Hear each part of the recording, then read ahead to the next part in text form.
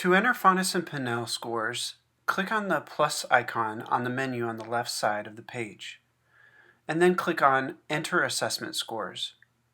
At the top, you can either select students by grade or by course.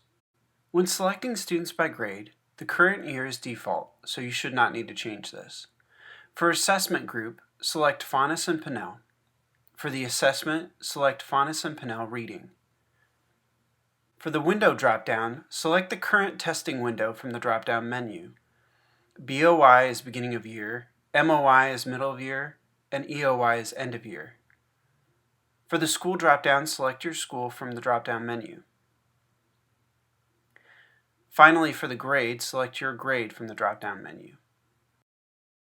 Selecting students by course is useful for teachers who may have different students for math, and you would want to only select students assigned in your homeroom or attendance 1. For assessment group, select Fountas Pinnell. For the assessment, select Fountas Pinnell Reading. For the window drop-down, select the current testing window from the drop-down menu.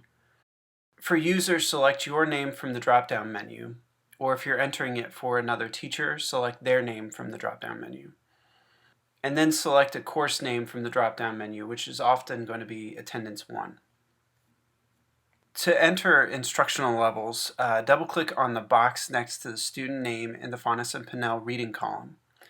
Type in the reading level or select it from the drop-down menu. The page will automatically save.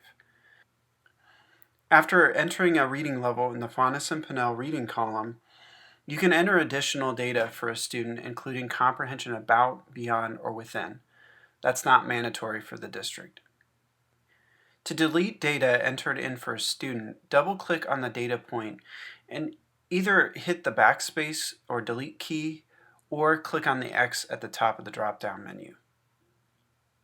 If the system won't allow you to delete the data, you'll need to refresh the browser, click the Create icon, enter assessment scores, select students again, and then try deleting it again, and it should work.